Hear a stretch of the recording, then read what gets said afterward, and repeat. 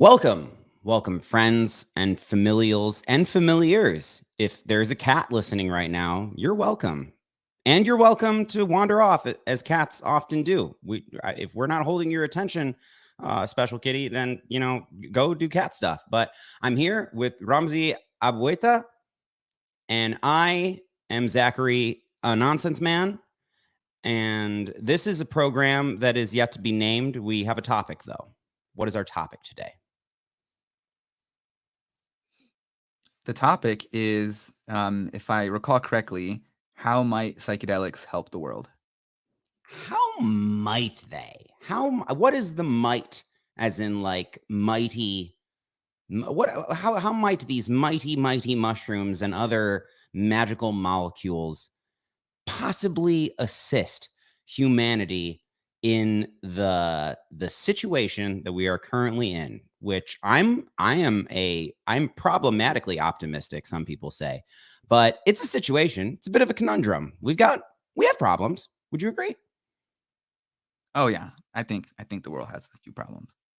Mm. And some that seem so deeply rooted and not to mince words, on a collision course with cataclysmic catastrophes abound, seem almost inevitable. But these psychedelics have a way with humans that I've seen be miraculous on a small level. So yeah, I guess what we're going to try to what we're going to talk about, but what we're going to try to perhaps employ the healing power of conversation. Let me try to say that in a less hippy dippy kind of way. The pragmatic potential of dialectic. We're going to try to employ that today to see to float some ideas of how psychedelics might save the world. No, just how that might help.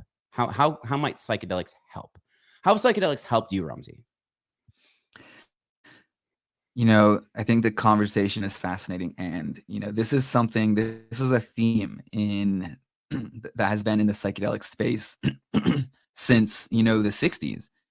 Early on in the early psychedelic circles, like at Harvard and other places, especially like in the Timothy Leary spaces, psychedelics were kind of like heralded as these tools that were going to usher in this messianic era. And I think one of the things that really brought a lot of notoriety to Timothy Leary was how much he championed psychedelics as this, savior of mankind. And, I think since then there has been an attenuation of, that fervor of the power of psychedelics. The thing is, I totally stand, both sides of this dynamic, both sides of the conundrum. Psychedelics are very powerful. There's a lot of potential.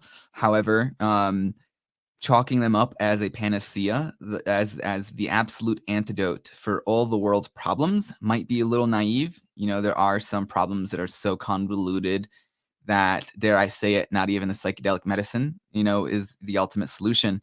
But I think that there are ways to figure out how they can be an asset, how they can, be a tool, for healing, a tool for, mind expansion, a tool for breaking out of reality tunnels and, connecting into new modes of thought, connecting into new worldviews, connecting into, new empathic states of mind where you're able to break out of the modes of thought that have defined your previous interaction with the world and usher in a new mode of thought.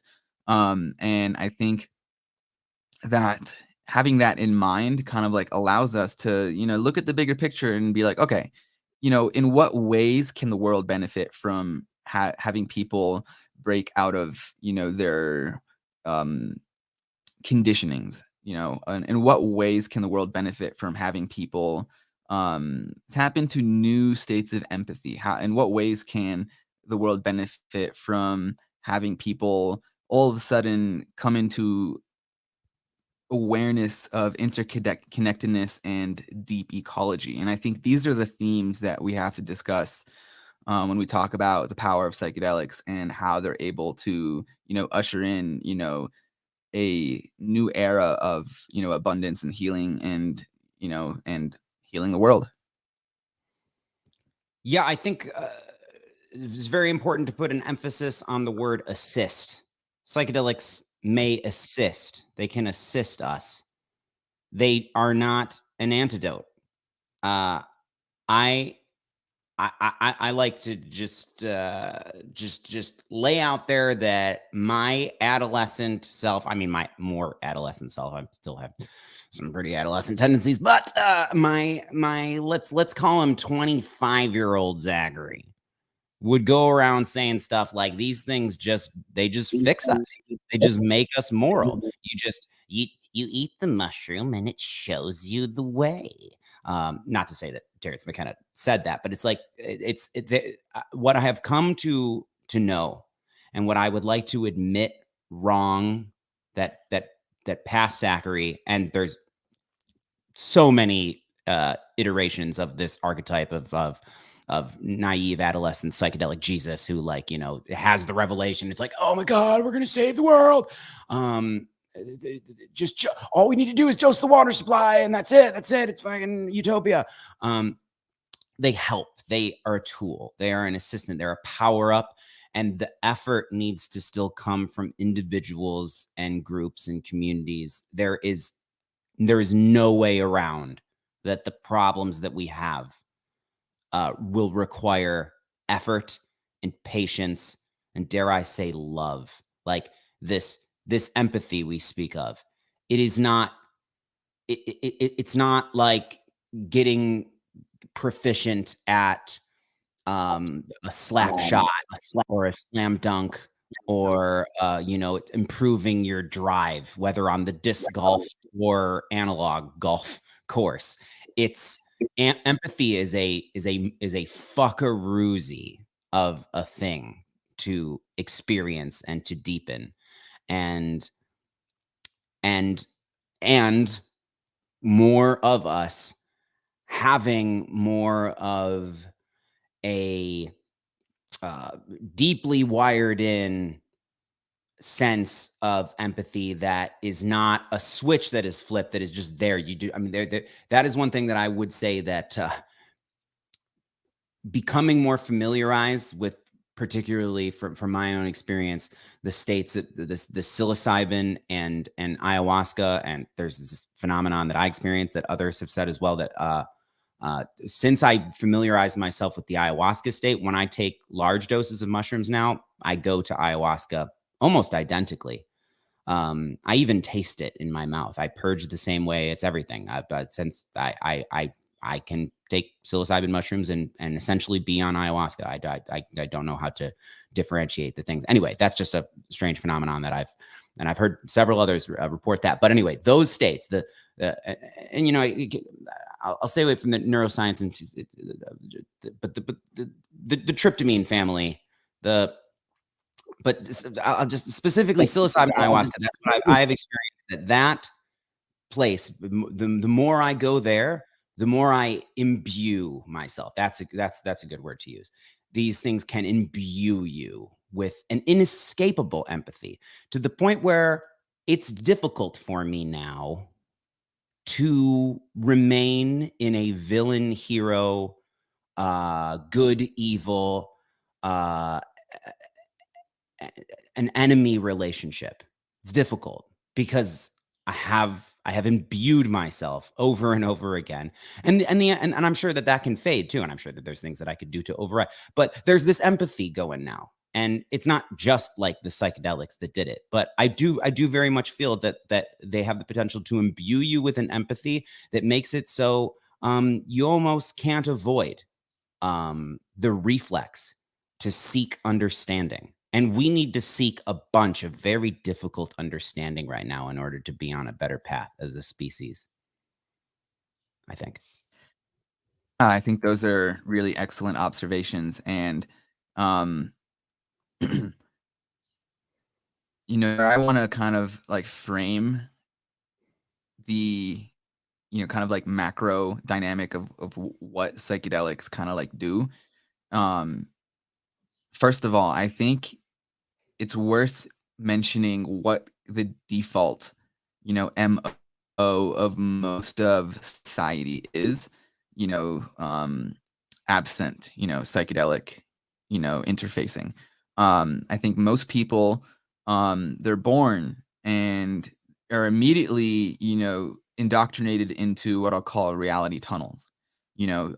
People are born into families, people are born into societies, people are born into cultures. And through the families, people are immediately indoctrinated into the family values. I think it's pretty common and understandable that religions run in families and oftentimes political views run in families. So immediately, when a person is born, they're immediately thrust into a context where they have these political and religious views of the immediate social environment put upon them. And, the most immediate one is the family, the nuclear family, or, whatever iteration of that. And then subsequently, you have things such as elementary school, and whatever the local culture of, the teachers, your classmates, and stuff like that. So, being born, you're immediately put into this environment where you're soaking in the conditioning from your parents, your peers, your teachers, your schoolmates, um, TV, television, like whatever programming on TV, you in the implicit indoctrinations of television, radio culture, and all these things. And ultimately, what this leads is most people are immediately kind of confined to a set of constraints of what defines their thought. And these indoctrinations can be really, really stubborn, because if that's all a person knows, if all a person knows is the reality that has been, pushed upon them by their immediate social context, their immediate social environment, then how else would they know anything otherwise? And then there's also this kind of like reinforcement effect where there tends to be this collective groupthink where ideas have immune systems, and there is a sort of collective cognitive dissonance whenever if ideas get presented that kind of like contradict what the dogma is of the society. They tend to be stomped out pretty quickly by people's peers, through sneering and ridicule, and society as a whole. So there are these like reinforcement mechanisms that kind of like keep the status quo sort of ossified, and makes it really hard for these things to adjust. And I think one of the most powerful aspects of psychedelics, what they can do is they can actually take these really hardwired, ossified indoctrinations and put them in a place of suspension, and put them in a place of malleability, put them in a place where there's a formative period where some of these deep-seated conditionings are now subject to revision. And I think in that formative period of reprogramming, I think that is where some of the strongest power of the psychedelics lie, is in that formative period. And I call it the formative period because it's not permanent. People can have a psychedelic experience, and then there is that brief period afterwards. I don't know how long it is. We could argue how long that period is. You could call it, in the immediate weeks or months after the psychedelic experience. Sometimes it might even take years for people to integrate psychedelic experiences. But, for the sake of simplicity, let's say like in the first few weeks after a psychedelic experience, that's when a person is most receptive, and is in that state of heightened neuroplasticity where you're able to kind of reconsider, these programmings, these conditionings, And in that state, that's when there's that increased flexibility to open one's eyes to a new set of ideas, a new set of understanding the world. And it might not even have to be in the aftermath of the psychedelic experience. Oftentimes, in the acute psychedelic state, it's when people have these ego dissolution experiences where these, I would even call certain aspects of, identity and culture are extensions of the ego. A person's social identity, how a person identifies with their social group, with their and the such, I would call these extensions of the ego. And, when the person's individual ego has this ego dissolution experience, there can also be a, concomitant of ego dissolution of the extended ego, of a person's tribal identity, a person's, identity politics, and all these things are also kind of like put in a place of suspension and dissolution, where they're kind of broken down and are able to be rebuilt back up with new knowledge and new information. Might that be called the collective ego? Sure. Yeah, you could call that the collective ego. And Or there's all these collective little. ego. There's several collective egos. There's this collective has an ego, and it's funny because when I say collective ego, in like my mind registers that as sort of oxymoronical, because when we use the word ego derogatorily, it's like you're being a fucking egomaniac. This guy's got so much ego. Recently, there was a president of the United States that I think many of us regard as a caricature of rampant ego, and these things are seen as a negative, I would say, by most of us. And then when we think collective, I mean, I know that there's obviously a camp that scorns collectivism and collectivist thinking, but like the collective or a collective, a community, that's a good word, right? And so there's a lot of anti-ego talk, particularly in like self-help, spiritual milieu.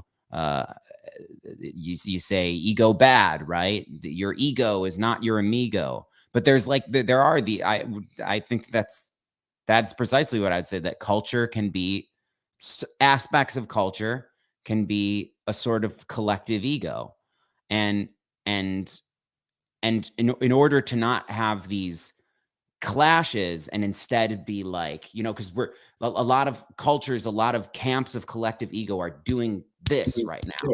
And what I observe psychedelics can do is to help us be able to do more like a merger, a coming together.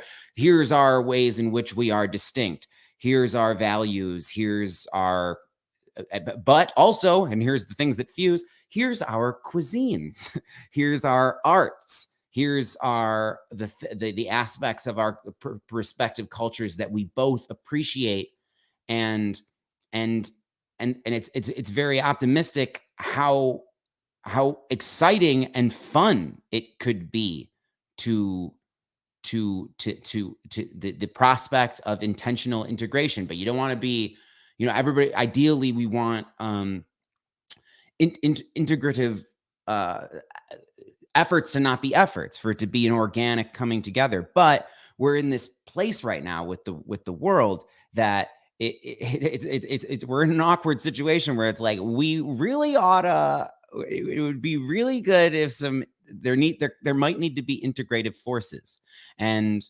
a psychedelic human, or 12 million, I think is part of that. Art is huge in that, Yeah, I would put it ontologically such that ego implies other. I think that what the term ego, or what the term self does, is self implies other, and it implies separation. And I think that one of the keystones of the psychedelic experience, of the ego dissolution experience, is this collapse of this duality. That we our whole lives, are kind of conditioned, through our own nervous system to perceive this separation of within and without, to perceive this separation of self and other and the rest of the ecosystem, the rest of society, and to take that and apply it individually. I feel like I have a self, and that my skin is a barrier between my organism and the rest of the universe. And um, one of the hallmarks of the ego dissolution psychedelic experience is that this duality collapses, and there's no longer this feeling of separation. There's no longer this feeling of um, within versus without. There is this kind of like oceanic oneness where, um, Alan Watts has so many great quotes that kind of like speak to this phenomenon where, you kind of understand that, you are a wave in the ocean, and you are a product of what the entire universe is doing, the same way that a wave is a product of what the entire ocean is doing.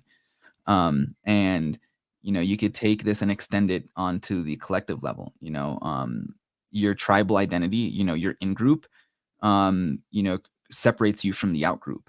And in the psychedelic experience, there's kind of this realization that this in group versus out group is actually an illusion, and we are ultimately one people. We're ultimately one consciousness. We're ultimately one organism. We are the universe, and I think tapping into those states of consciousness allows people to break out of this shell, to break out of the membrane of this in-group consciousness, and realize the unity between your tribe and the other tribe, and the global tribe. And I think that seeing past this dualism, seeing past this membranous thinking, and to understand the unity is one of the powerful things of the psychedelic experience. Membranous. One of the things that happens often in my psychedelic experiences is that if one attempts to articulate oneself freely and honestly and quickly, it a lot of compound terms like membranous. Does membranous exist as a word yet? Or I don't know. It might. It may. Not. But also like fractally, for example, I cannot articulate what I'm experiencing in psychedelic states without using an adverb form of fractal. It is there is a what is it that Terence McKenna says is like the cascading visuals, and they're fractally coming simultaneously out of me and toward and with me. When you were saying that in regular old consciousness state, my skin is the barrier between myself, my body, and the world. And in say psilocybin state, particularly in high dose, that goes away, and the going from this is my body, that is the world, here am I, there are you, going from that state that that we're in right now. I'm in that right now. I can, because of both having a lot of psychedelic experience and also the sincerity and connectedness of this conversation, and the enthusiasm that I have for this topic, and the prospect of psychedelics assisting humanity. I'm intellectualizing to the point where I'm beginning to feel that dissolving of duality. But the thing with psychedelics that old naive adolescent Zakery going around saying like these things they do it, they just fix us, they fix the world. The one thing that he was right about, and something that Terence McKenna says in no uncertain terms, is yeah, you're not going to meditate yourself to that state. And I'm not, and I'm very open to, having this proven wrong. And I know I've heard the stories of, there was like the aesthetic, or the guru who like, something like took you hear stories about like monks taking like 100 hits of acid and being like, oh yeah, that, it's nowhere near what I experience in meditation, or them being like, yeah, that's kind of indistinguishable from how I just exist. And you hear things like that. And I'm not saying that anybody's lying. And I've talked with individuals, like I've had a conversation with a very thoroughly practiced meditator, 12 on Clubhouse, from all over the world, who will say that, yeah, I exist psychedelically because of my meditation practice. And I'm not saying that anybody's fibbing, but I'll tell you, as from my experience, there's something about the exogenous consumption of a molecule that I ain't getting to that state. You get close, you have moments. And this is what I think of the nature of reality, is that, and it's very interesting that the neuroscientists are saying this more and more, like very left brain, very like skeptical of pseudoscience and magic. I'm hearing more scientists saying, yeah, it's kind of like reality is, we're hallucinating. This is kind of like a dream. It's coming out of your head, but at the same time, the existence of your head is kind of an illusion. Sort of anyway, stuff like that. It's like those moments of just like being in the cathedral of a literal cathedral, Sistine Chapel, the grand mosques of the world, the beautiful like structures that we've erected, that people talk about standing in the presence of like all that human effort and intricacy and beauty, that will can induce this mystical experience, but also the cathedral of nature, the temple of organically unfolding, as we say, nature, which is a very interesting concept. What is nature as opposed to not nature? What is organic as opposed to, and right now the working definition that we have for that is like, did thumb monkeys make it?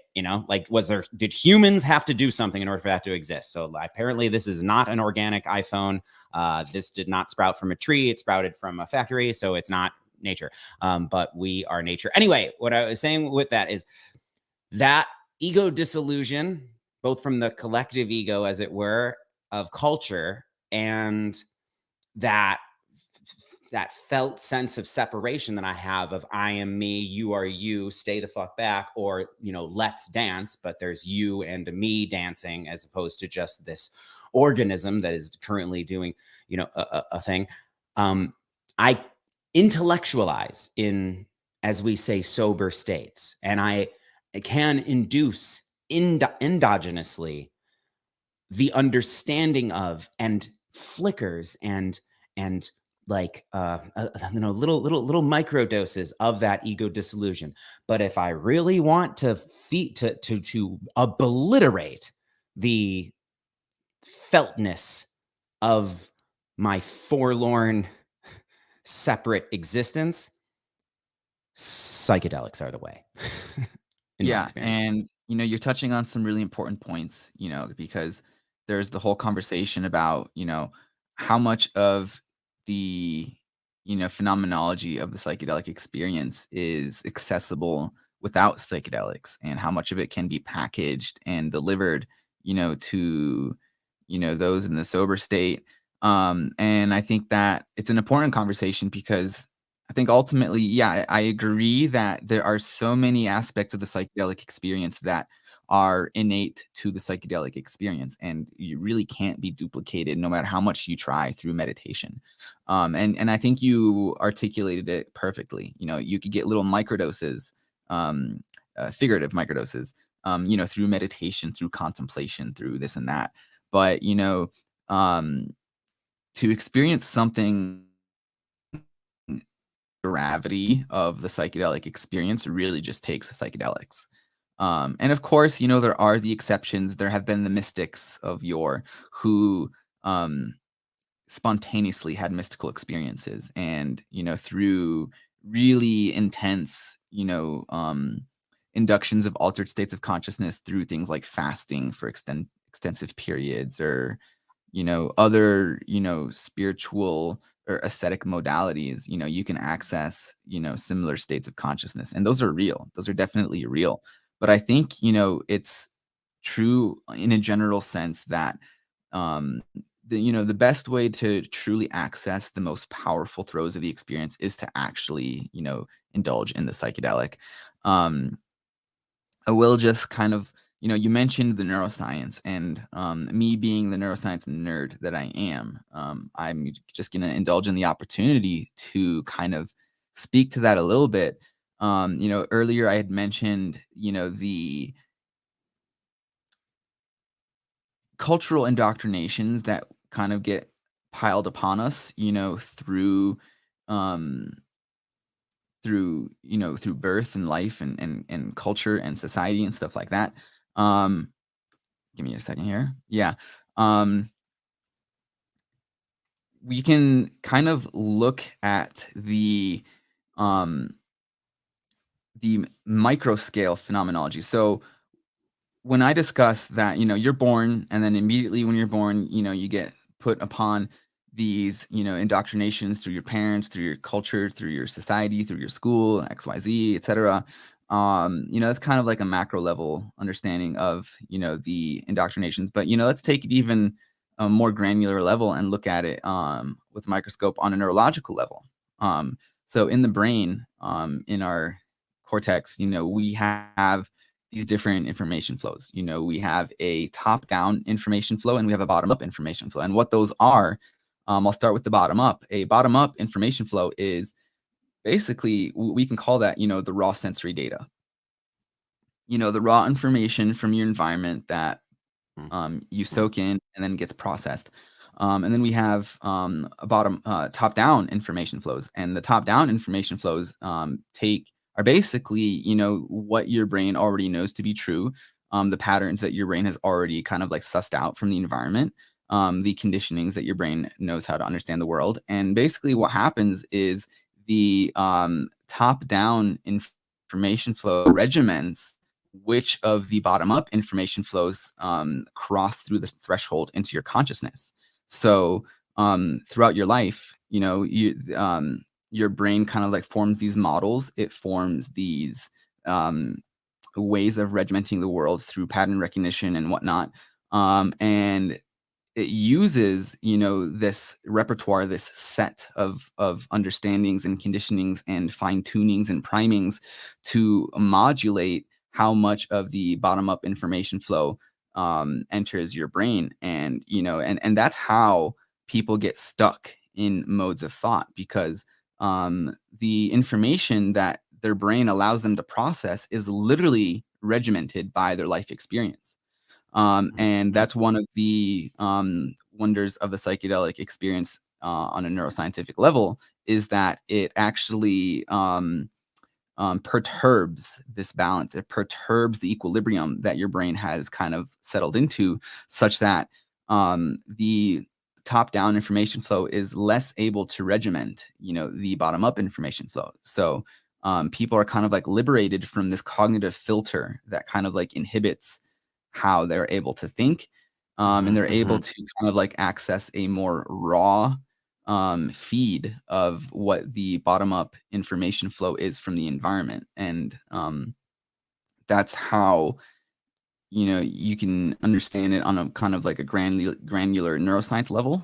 There are so many other ways to talk about the neuroscience, but I'm aware that you wanted to kind of like steer the conversation in a focused way that speaks to pertinent geopolitical aspects. So if we want to take the conversation out of the abstract and kind of like more apply it to really concrete things in our universe, in our society. So I invite that opportunity. So if you want to, I invite that as well, because it's more than an elephant in the room. It's a stampede of mastodons and gigantic, Return of the King, Lord of the Rings, Final Battle, elephants there are trampling through our consciousnesses right now. I don't think there's no, I won't say that. There's people who probably live peacefully in the mountains who have no idea that. But well, humanity has some problems right now. It has some more than problems. Has some unleashing of momentums of we are currently in a current that leads to catastrophes, and there are catastrophes unfolding right now. And I wanted to take a moment to not disclaimer or apologize for how I tend to speak in a way that seems like I am emotionless about these things. I emote intensely and overwhelmingly in psychedelic states about these things. And now we are in conversation dialectic mode, and we're floating ideas about potentials. And I just wanted to say that I do regard the immense gravity of the things that we are about to speak about. And my intention, I think our intention is to possibly give to put words to how the topic, how psychedelics might assist with these things. And I know that there are those who, and I think they're wrong, but I also think they just haven't come into contact with these experiences and this information, and they've had their collective ego of enculturation around what they would call drugs. You know, there's still just less and less in the good old U.S. of A. Very much less and less in the state of Michigan, where I'm from, and you know, less and less with, say, like my parents. But there's definitely still a lot of humans who have just a ton of felt and intellectualized and collective ego enculturated stigma about drugs. And I know that to them, hearing this conversation of how are psychedelics going to help with something as intense and catastrophically tragic as the current unfoldings in, I think that if I could suggest that we try to keep it to Ukraine, Russia, and Israel, Palestine, just because, and I know there's other conflicts in this world, and there's but it's very difficult for me not to. There's just too much to talk about, so I personally suggest that we keep it to those two. But yeah, how might psychedelics, and I'll just pose to you the question, how might psychedelics help with a situation as intense and you know, tragic and deadly as the unfoldings in Israel, Palestine, particularly? I'll ask you, like, how might psychedelics help people to seek to solve a problem as opposed to win? Okay. You know, I think something such as the conflict in Palestine, I don't even want to call it a conflict, the situation in Palestine, you know, that situation is so intractable, so forlorn, so despondent, that I think something like psychedelics is a really interesting way to step out and think outside of the box a little bit and kind of ponder how might they be an asset to the situation. I think they're definitely not a panacea, you know. Of course, you know, earlier we talked about how we've all had that phase where we all conjured, you know, if we just put LSD in the water supply and then just set it free, then all of our world's problems will be solved. I don't think that's the case. There are some really deep-seated issues and problems and power dynamics and institutionalized systems of racism and discrimination and violence and oppression that are going to take a lot more energy, a lot more political will, a lot more momentum to solve than by simply getting people to sit in a circle and sing Kumbaya, sipping ayahuasca together. But there are some ways that psychedelics can kind of breach the bubble of mistrust um, and create new novel modalities of thought that can kind of like usher in some sort of reconciliation. I just want to mention from the get-go that in Palestine and Israel, it's not a situation of equal conflict. It's a disproportionate and asymmetrical situation where there is a political entity called Israel that is dominating and oppressing another people, the Palestinians who had their homeland stolen from them by the Zionist project and are living either in brutal oppression and apartheid, military occupation, or living in exile, forbidden from returning to their home. And those on the Israeli side are, of course, a deeply traumatized people who are living in the shadow of the Holocaust. And they bear with them the deep psychological burden of that collective trauma. And that collective trauma on the Israeli side of undergoing one of the most horrific genocides of history, it has kind of primed the Israeli psyche to be really paranoid, really suspicious, really fearful. There's the quote that the child abused becomes the child abuser, and it's kind of a really unfortunate situation where a victimized people created victims of another people, and now have this really strong power over the oppressed, and the oppressed, the Palestinians, are in a really despondent state where there isn't really much they can do to help their situation but resist. With that kind of framework out of the way, there have been some interesting inquiries and studies on how psychedelics have kind of interfaced with Palestinians and Israelis. There was a recent paper published, I forget the journal. I know one of the authors on the study was Robin Carhart Harris. I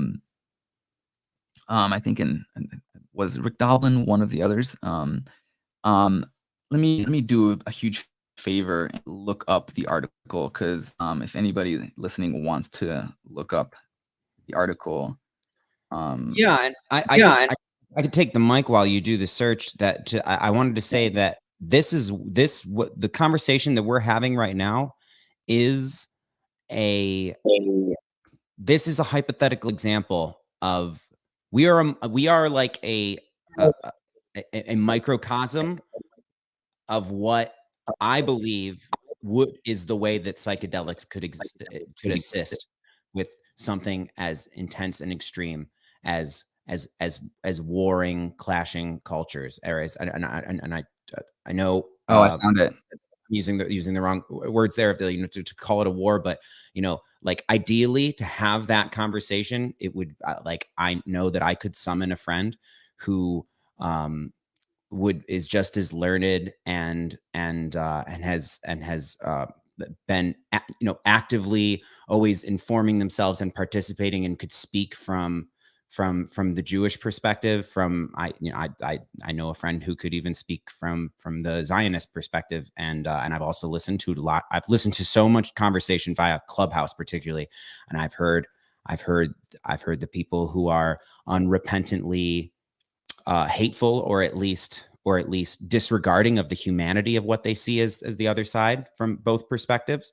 And also I've heard the people who are really trying to help, and the difference that I see is whether you're coming to it as why so say like an Israeli saying, this is why we're justified, this is why we are defending ourselves, this is why we are paranoid, this is why we are drawing a hard line, this is why we just like, and then just trying to win an argument and a conflict, as opposed to when there are conversations that I have seen, gorgeous conversations of people trying to talk about how we can improve the situation, the current, and what I like feel that like the the litmus test for me of is someone going to be helpful in this situation between Israel and Palestine is have to regard that you have to acknowledge that the current configuration is unsustainable. That there's no just talking about, just trying to justify why it is. This is unsustainable. This, and I can not mince words. Like, this summer is probably going to have nightmarish spark points. There's almost unavoidable. Like, the current configuration is not okay, and so then the litmus test of are you being helpful is how can we have to make things better. And I know some people are saying really big things right now of talking about, like you said the other day, about like that it has to be the formation of one state that is secular, that is a government that like highly regards the religious elements, and because these are very holy places to three major religions, but and something like that, and somebody who wants it to remain Israel would obviously I could see somebody seeing that as being like whoa, reacting with but just the litmus test to me, if someone is helpful, I just wanted to say, is you have to acknowledge the current configuration is not sustainable, is not all right, is not humane.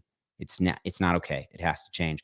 And then are you trying to change it in a way that benefits both, that works for both people? You have to regard both people as people. Yeah, I found the article, by the way. It's published in Frontiers in Pharmacology.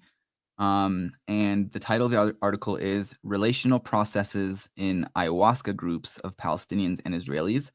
I think the first author is Lior Roseman. And I'll just list the first three: Lior Roseman, Yiftach Ran, and Antoine Saka. There are a few things that I recall from the article. It's been a while since I read the article. I'll try to speak to some of the things that stuck out to me from this article. But we are currently witnessing in Palestine what I would call something that is a crux of tribalism, something that is a crux of in-group versus out-group, where either side, sees the other as the enemy. And that is just kind of like an obvious given, that there is this very vicious, tribal separation between the Israelis and the Palestinians. Notwithstanding all of the, the dynamics at play, I'll just speak to them briefly. Currently what's happening is that Israel has defined itself as an ethno-state. It has defined itself as a Jewish state that privileges the rights of the Jewish people. They see that they, because of centuries of Jewish persecution and oppression and not fitting in, wherever Jewish people have been in the world. Something that is a crux of tribalism, something that is a crux of in-group versus out-group. There's where being not fitting in, wherever Jewish people have been in. I don't know what happened there. Okay, we're back. Okay. Where was I? Yeah, Israel sees itself as the Jewish state. They see themselves as the abode of the Jewish people because of all the persecution, and that is to the expense of the other native people who live on the land, the Palestinians, who that's also their ancestral homeland. It is the place that the Palestinians they resonate deeply within their bones. It is the place of their grandfathers, their grandmothers. And when you have this situation where there is a land where there is a diversity of people, but there is this imperative, this impulse to prioritize, the one ethnic group over the rights of another, that it fundamentally boils down to tribalism. And earlier in this conversation, we talked about how um, the psychedelic state can kind of like help dissolve these boundaries of tribalism. I think that's going to be a really important theme for how we approach this conversation. Um, so in this paper that I mentioned, basically what it is, it's a qualitative study where the meat of the paper basically takes stories, testimonials from Palestinians and Israelis who have sat in ayahuasca ceremony. So, different individuals, most of them Israeli, but there's also many Palestinians thrown in there too, have sat in ayahuasca ceremony. And they were subsequently interviewed and spelled out, their experiences. And the paper is really, really fascinating. I think it's worth a read at length because it's really hard to kind of convey and summarize and make succinct what people's personal stories are with the medicine with the ayahuasca. But I will just highlight a few stories that stuck out to me. One of them was an Israeli who through most of his life was scared of Arabic music. He grew up, kind of, indoctrinated by fear. He, associated Arabs with terrorism and violence, and whenever he heard Arabic music, it inspired this feeling of this visceral feeling of fear, and he couldn't stand to hear it.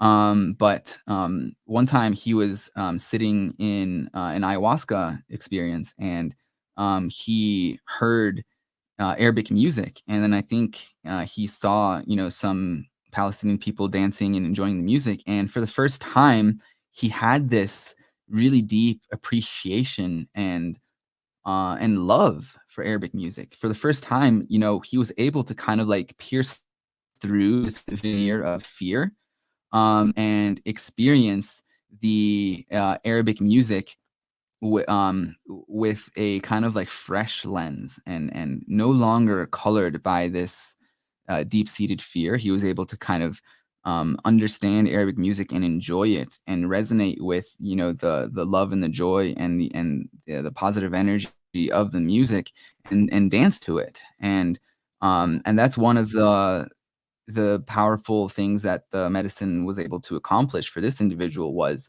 he was able to enjoy Arabic music. There's another really profound story from the testimonials in this paper where there was an Israeli soldier who I believe a former Israeli soldier who served at a high rank. He was a pretty high up there soldier when he was on duty, and he sat in ceremony in ayahuasca with a few Palestinians and Israelis. And in the middle of the experience, he saw a few, I might choke up a little bit. He saw a few Palestinians who were sitting together and crying together. And he witnessed, their collective trauma. And he witnessed, the collective psychic energy of the Palestinians, how they were feeling this collective trauma and this collective pain. And he had this vision. He had a flashback to when he was a soldier invading one of the Palestinian villages, a Palestinian town in the West Bank, where he was on duty and then performing an arrest. He was invading a house in the West Bank to arrest somebody, and then he remembers when he had invaded this house. He just conjured this scenario of these Palestinians were sitting at home having a good time, playing cards, drinking tea, having a good time with each other, and then all of a sudden these soldiers barge in, and then the mood in the house completely changes from enjoyment into fear. And then he has this vision of seeing the Palestinians in the house all of a sudden have their entire like vibe disrupted by these foreign invaders, these soldiers that just barge in the house and invade their space. And then these are his words, not mine. But for the first time, he was kind of like able to kind of like put himself in the Palestinian perspective. And in his words, he saw himself as this Nazi just stomping in and destroying the place. Whoa. And he was able to see himself as the enemy. He was able to see himself as the villain. He was able to step out of that complacent cognitive dissonant state and see himself, you know, with the same lens of fear that the Palestinians did. And that was a huge turning point for him, because for the first time he understood the gravity of his actions and how that affected the others. He was able to see how his actions were impacting Palestinians. And I thought that was a pretty moving study from the paper. And I think that the paper is kind of like chock full of examples of this sort. But, you know, what the ayahuasca does is it kind of like allows people to kind of like snap out of their illusions and be able to really understand the world on a visceral level from the eyes of others. And there are so many other stories from the paper that are so remarkable that I can't really think of on the spot, but I think it's really worth a read. It's worth reading the paper at length. And to kind of like speak to this kind of like collapse in the tunnel vision of one's personal narrative, and to be able to experience another person's reality and integrate that into your worldview, and step out of the, you know, the narrow prison of having this like really tribal worldview. And another thing that the paper mentioned is this strange concept of loving the enemy. And, you know, this is something that harkens back to what I'd mentioned about the Israeli who had never experienced positive, who had for the first time was able to appreciate Arabic music. And there is this notion, this repetitive notion that that surfaces in this paper of loving the enemy. And I think that, you know, this is going to be one of those hippy dippy cliches, and might make a lot of people roll their eyes, but you know, the only antidote to hate is love. And to have the ability to, you know, love the enemy is something that seems so bizarre and paradoxical, but ultimately might be, you know, one of the only antidotes to this like really deep-seated, intractable conflict is just love. And, you know, the way you acquire that is, you know, through enjoying the other culture. And instead of having this kind of like indoctrinated notion of separation, this indoctrinated notion of us versus them, this indoctrinated notion of in-group versus out-group, to kind of have this this marriage of sorts, to kind of have this, you know, cultural cross-pollination where, you know, instead of sulking in this essence of separation and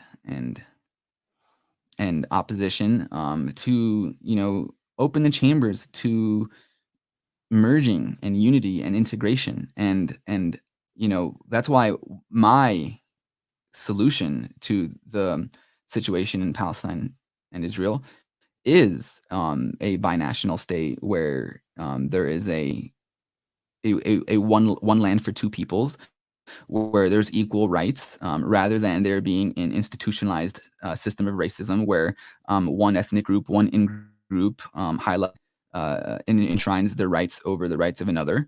I think a proper solution. I have to say there that I'm not. Back when I was saying that we're a microcosm of what a constructive conversation would be, I just have to I have to acknowledge when you say that I already hear the Jewish perspective that is in me as a, like, I am meta aware of that perspective in the same way that I am like meta aware of like I know what I know what the like the an Israeli friend of mine would say, hold on there. There's a large Arabic population in Israel. That's, like, and I just like the separation that people experience. I noticed that Israelis and Palestinians who are only able to speak from the collective ego, from, like, their side, as it were, can't even use the same terms. There's always like, like, you can't, not, it's not a conflict. It's just a travesty upon, like, and I think that constructive conversation, part of it, and because psychedelics there's a lot to do with language. There's a lot to do with, like the magic of language. I think agreeing to terms that work with both, of just how to even talk about this, like, and yeah, I just wanted to say that I'm not like in this moment, I'm not doing due diligence to speak from. I'm not towing the line of speaking from the Jewish perspective right now, because I know that at several junctures of, like, when you're speaking, I already, and I know this, like, in conflicts in America, like, I know what each side says, like, I know their talking points so well. And then it's like, I think that the constructive comment, I'm not saying that you're doing talking points at all, Ramzy. But I just wanted to acknowledge that this right now, for friends that might be listening, who would be like, I just can hear them being like, Zach, you're not standing up for the, like the Jewish perspective here enough, but you're doing your diligence to acknowledge the Jewish trauma, that, like, that story, man. I need to reread that article, that story of the Israeli being able to see himself as the oppressor. Like, that's powerful. That's fucking, because when people say this, when people say it in anger, when they say that the oppressed has become the oppressor, it's like, yeah, you're goddamn right. And it's fucking tragic. It's like, that's how trauma works. That is horrible. Can't, so then it sounds like there's anger in my voice. Like, that is where I think psychedelics can help, is like, to confront. It is so hard to confront the emotional overwhelm of how tragic this story is. This has been one of the great nightmares of history. And in order to wake up from the nightmare and to usher in peace and embracing and integration, we're going to need help. I don't think we're going to need more than just the will of heroic actors. We're going to need more than just, like, there's not going to be one song or one film or one politician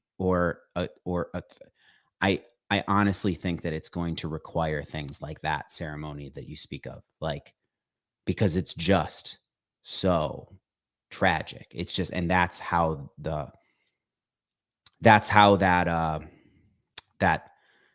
disassociation, that cognitive dissonance, is the way we defend ourselves from falling to the earth and crying for hours, and psychedelics can help with that. I am so sorry to cut you off there. I just needed to drop that in there about when that I hear the voice in my head saying, Zach, if this is supposed to be somebody speaking from the Palestinians' perspective and somebody speaking from Jewish, you're not towing the line. And I just want to say, I'm not right now. And I don't think that's what's helpful right now, is towing the line from a side, because I'm not on. I don't have a felt sense of being outside in this. I just, from my safe, privileged American perspective, that I only have I have a very loosely felt Jewish identity. It's just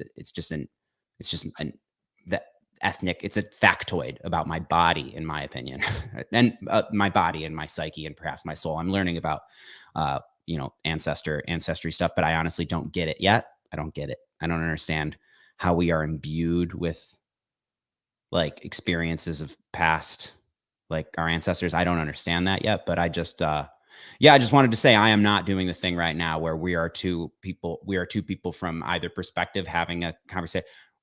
We're talking about the topic of how psychedelics might help, you know.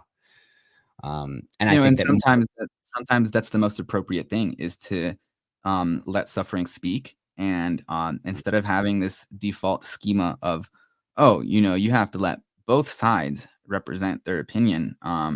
I spoke very early on in the conversation that I don't think it's a symmetrical situation at all. no, Um, it's not. and and and I think that we do need more spaces where the Palestinian side is allowed to voice their grievances and voice their suffering without the having to deal with the burden of um, the other side trying to have a competing narrative. And I think that competing narratives is something that kind of like undermines an ability to have productive conversations, because if what really happens is just becomes two people talking past each other. Totally. So I think I welcome the opportunity to have this just raw experience of letting what needs to be said be said. Truly. Yeah, But I guess I was just trying to, I mean, maybe it was that I was like, just heard the voice in my head that can see the way, because this is what makes me avoid this conversation a lot. And, we have a mutual friend who has said before, like, yeah, I don't talk about it because it's impossible. It seems impossible to speak about it without, in many people's perspective, then putting yourself, on a side. And so what psychedelics can do is, and like with that ceremony, that ayahuasca experience with Israelis and Palestinians, seeing, viscerally having the experience of each other's humanity and each other's trauma, and the tragedy of it, without the my story versus your story, and the heady, often toxic conversations that I've heard a lot on. I've heard wonderful, very helpful conversations on Clubhouse, and that's where we met, even though we've lived.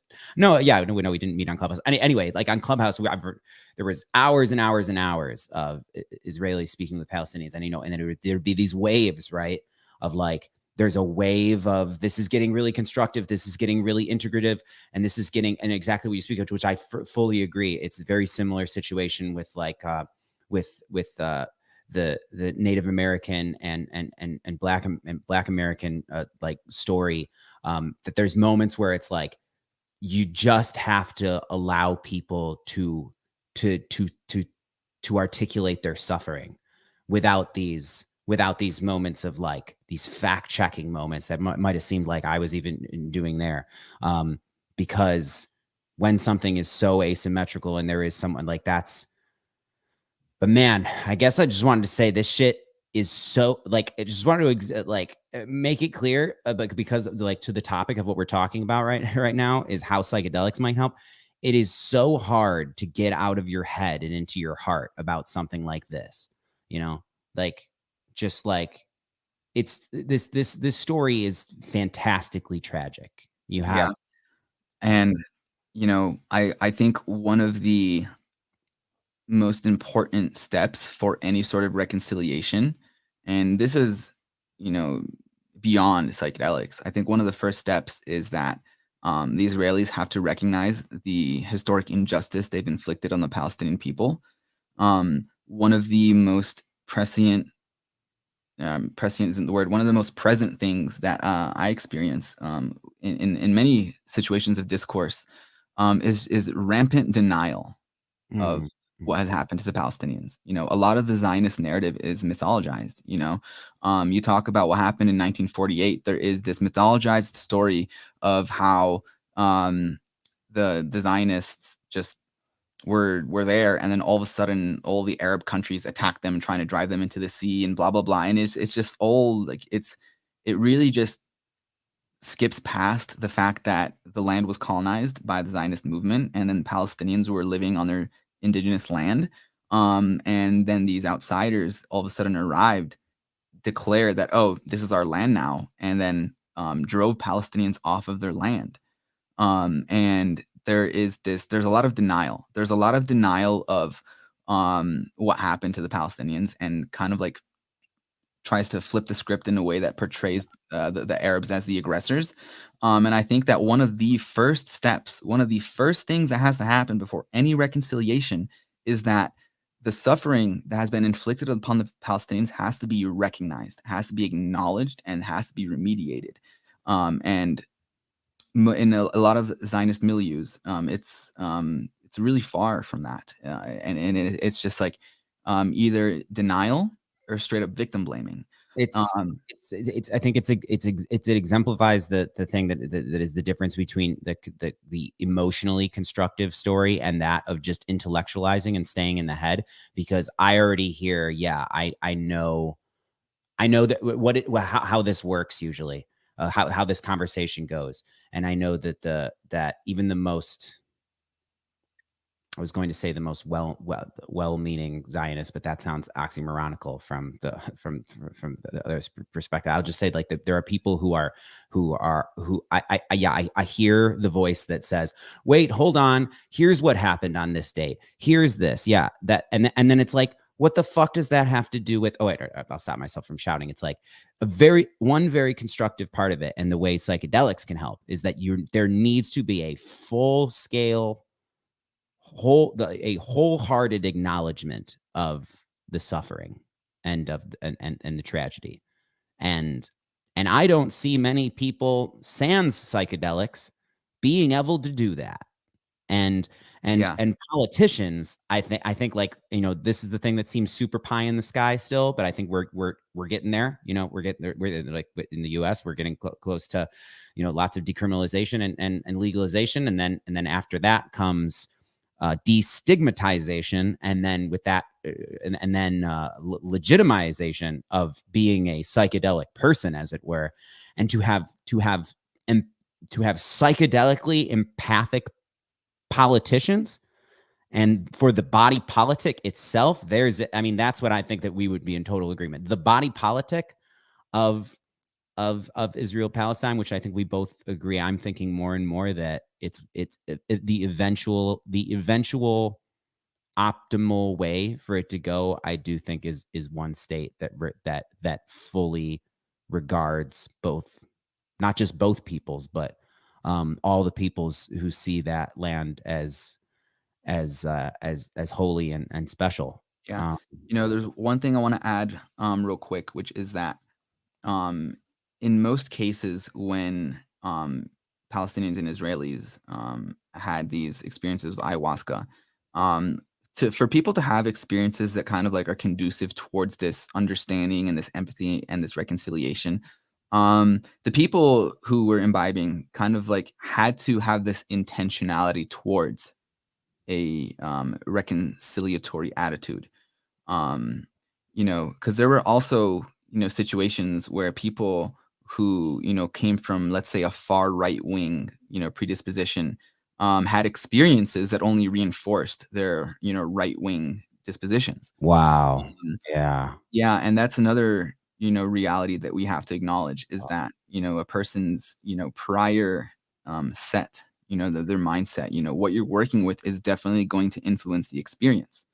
And That's heavy as fuck, man. That's mhm, great. Well, not just heavy. That's like that's several things that we've said in this conversation have like now things that I need to integrate, and that is one of them. That you people who have an identity. It's not just having an identity from an extremity or just side of anyone. To identify as left or right or center or somewhere in between, or kind of oscillating as I do these days, but always staying near the center and definitely with a left lean, but whatever the hell. Like my mind is set in a way where I'm seeing the world through a lens, and somebody who is extreme right, who has extreme right wing lens or left wing lens, is they're gonna Yeah, and I never thought of it that way before, that you could take, say, ayahuasca and have a right-wing ayahuasca trip. But I'm thinking about all of the people that I've ever talked to and about their trip reports and things, and that is kind of what happens. That's your set. That's part of your set and setting. That's profound and Yeah. useful. I recommend, yeah, I said this 3 times already, but I recommend reading the article at length. And also, a couple of the authors of the article did a podcast. I forget which podcast it was. I think it might have been the Plant Medicine podcast, or don't quote me on that. But yeah, just like use a search engine and look up a podcast. And I think just Palestinians, Israelis, ayahuasca podcast, and I think you'll find it. I think it's not too long of a podcast. It might be somewhere between 30 minutes to an hour, something like that, where the authors kind of like run through, what stuck out to them. And I think their podcast is worth a listen. It's really great. I actually, when I was listening to the podcast, I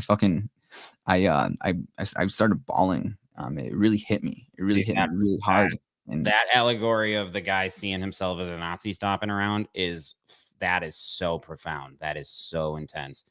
My God. So yeah, you just if you just Google, or if you're listening to this decades in the future, then whatever the current word for searching is, Israelis and Palestinians ayahuasca, it'll come up. And there's several things here. It seems a psychedelic spotlight: Israelis and Palestinians turn to ayahuasca to heal conflict wounds.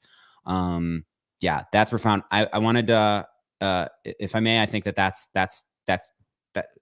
just because we're getting to the close to the hour and a half, we have 15 minutes left. And I did mention that there would be just something about Ukraine, Russia, tied into this topic of how psychedelics may assist. And I just wanted to say, I was having a conversation with a friend the other day about the geopolitical chessboard, which I know is a very not emotional way to look at it, but we're talking about it, in those terms. We're in the head and not the heart about the world and the different moving pieces, and I know that is the super toxic and deadly way that a lot of the world leadership sees it, as the geopolitical chessboard. But in one regarding Russia, Ukraine, he said that I'm very concerned that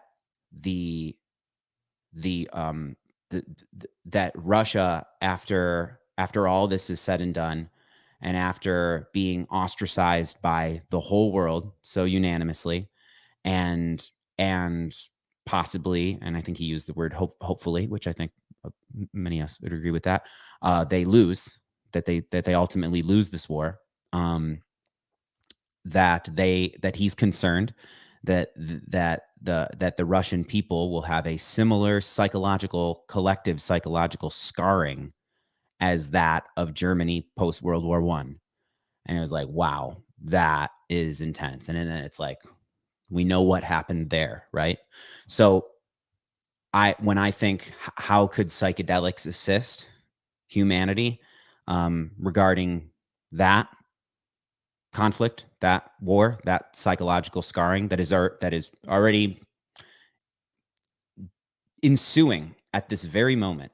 There's people being traumatized, and in different ways, in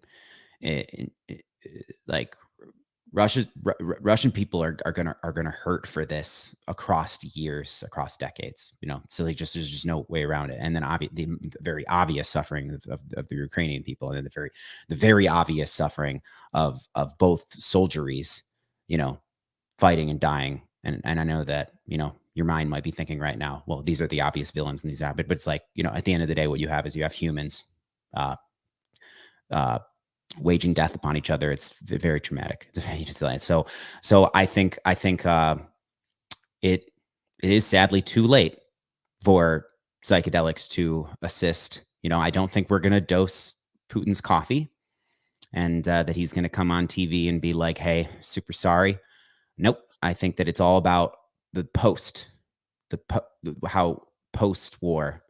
And that thing that my friend said, that he is concerned about a similar psychological scarring as but I think that's even with the Ukrainians too, a similar psychological scarring, but it's just that his concern makes more sense for Russia being the superpower, Well, but anyway, if I can chime in real quick, you know, I will speak to what happened in the United States in the 60s. We were at war in Vietnam, and what had happened was psychedelics had kind of like escaped from the laboratory, they escaped from the universities, and they were just unleashed onto the public. And this spurred a psychedelic revolution. And one could even argue that this is what catalyzed the hippie movement and the anti-war movement and a lot of other revolutionary movements of the 60s. And there was a large contingent of the population of the youth that were all of a sudden taking acid and recognizing the insanity of fighting a war in Vietnam. And this was spurring so many protests, so many just people just like tapping out of the expectations of society and questioning things and be like, why are we fighting a war in Vietnam? Why are we sending our youth to the other side of the planet to fight this war that we don't understand? And it was creating a seismic shift in how society was perceiving the war in Vietnam. And this is ultimately what led to the war on drugs. This is what led to the blowback in which Richard Nixon declared a war on drugs, because he was seeing just how powerful these substances were in creating a seismic shift in the collective consciousness. And, you had mentioned that, okay, maybe the psychedelic remediation in Russia might have to be after the fact, but, who knows? What if, there is a psychedelic revolution now in Russia, where a lot of the youth start taking acid just like the 60s and start realizing, hey, what the hell are we doing in Ukraine? That's something you can also put on the table as well. Well, I think there's also, see, this is the thing that I've just come to just know, is you just cannot characterize a country of millions of people. And of course, there are throngs, there are millions of Russian citizens who knew from the get-go, who knew when it was just a whisper of possibility that this was dead wrong, and that have empathy for those that are billed to them as their enemies. And I know that that's true of Ukrainians too. And of course, there's people taking mushrooms and acid and already like feeling the tragedy of this. But I do think that largely because it's already happening, and that's terribly sad. But to avoid that concern that my friend said, which I will try to articulate one more time, he said, I am concerned that there will be a similar collective psychological scarring on the Russian people after this war, after they are, defeated and cut off from the world economically. That there will be a similar there'll be economic scarring as well, but psychological scarring that may fester in the same way as Germany post their defeat in World War I. And we all know how that went. Contingent upon how do I say this? How involved and how rampant the propaganda is in Russia. If I understand correctly, the propaganda as we now see it in Russia is pretty strong. There's definitely a lot of censorship, a lot of control over the information that people in Russia are allowed to have access to. And that is what, that's part of the tragedy of the whole situation, is that, the Russian government kind of controls what people are allowed to think. They control what type of information people are allowed to have access to. And that is tragic. And, this can become a broader philosophical conversation about, freedom of thought and freedom of information and freedom of speech and stuff like that. And it really is tragic. War is hell. There's that undeniable quote that war is hell. And, you had mentioned, this notion of, after the fact, people having this same psychological scarring of of Nazis after the fact. But does the United States, do we as Americans have that same psychological scarring over what this nation did in Iraq? Because the war in Iraq was completely unnecessary and vicious and brutal and destroyed the country, killed so many civilians. I'm not sure if you witnessed George Bush's recent Oh my God. Freudian Yes, slip. I did. Holy. Oh my God, that Freudian slip. Oh my God. Oh God. It's like take him away in cuffs. Like it's like there should have been handcuffs, should have clicked right then.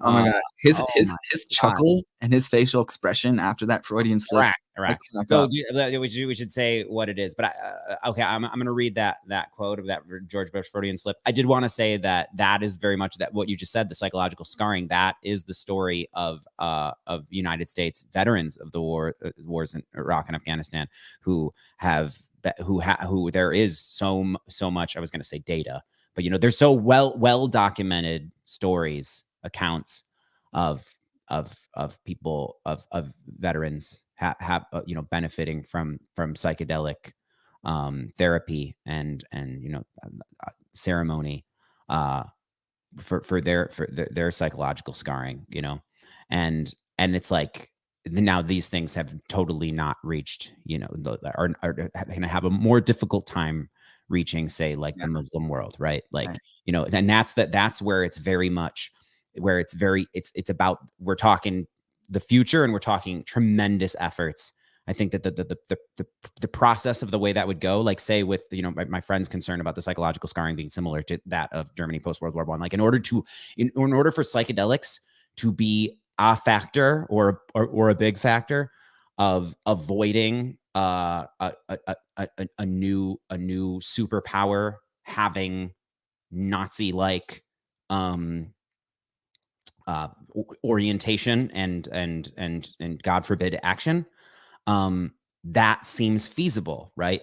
That intentionally psychedelics would then be applied to helping people minds not to fester down that path, and then to help for it to to seep into the body politic is ultimately like, now, these are big hypotheticals, and some people may see very one theme that we keep coming back to in this conversation is this, what I might call congruence of the microscale and the macro scale, because a lot of times what happens on an individual level when people have a psychedelic experience is this confrontation with the shadow, and getting past it is having the ability to recognize the shadow, to look it in the face and integrate the shadow.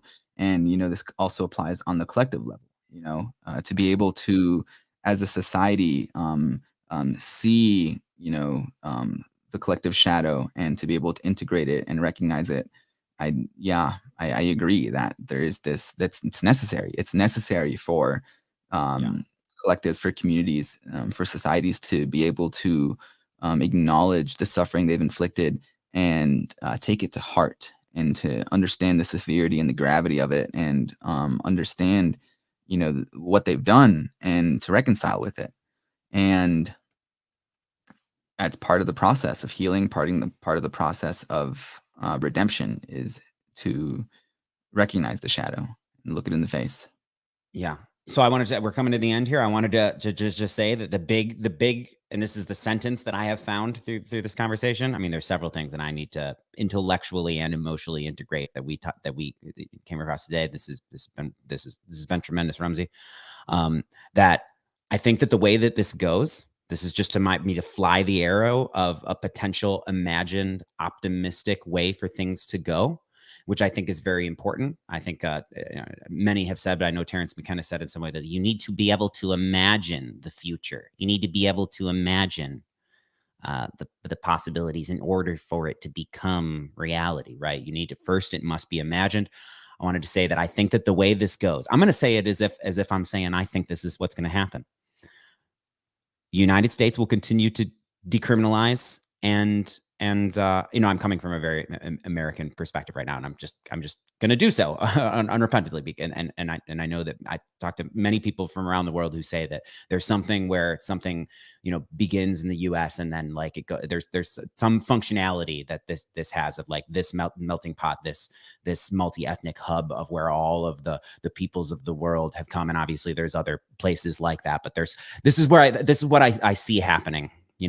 From my perspective is the United States of America will continue to decriminalize and eventually legalize these molecules, these medicines, I know that Dr. Carl Hart says about medicine. Drugs. Yeah, let's call them drugs. Sure. Yeah. That we're going to legalize and then legitimize the potential benefits, therapeutic and sociocultural, by seeping into the body politic, as I've said, of these drugs. And then when it is thoroughly established through data, through like well-documented data that we all know is coming now, we just know that it's going to be made very clear how these things help, how they, veterans, for example, is the way that like Rick Doblin and company like knew that was the path to decriminalization and legalization. We can show them how these will save our wounded soldiers, psychologically and physically wounded soldiers, from suicide. It was clear that they were killing themselves so much, and then by employing these drugs, that they not only weren't killing themselves, but were no longer meeting the criteria for PTSD. That's tremendous. And so through data, post decriminalization, and as we legalize and then legitimize these substances, these experiences, these pathways, these tools, then with the example of Russia, Ukraine post-war, perhaps, to then employ them in a way, to very specifically be like, we need to find a way to get this medicine to the people, as it were. I see that as plausible, and I think it's happening. Great. Well, I think that's a great note to wrap this up. Yeah, thanks for the conversation, Zach. This has been a great joy, and I look forward to continuing the conversation and diving more deeply into it. Thank you, Ramzy. And thank you, everyone, for listening, both presently and on all future timelines. Happy reality, everybody.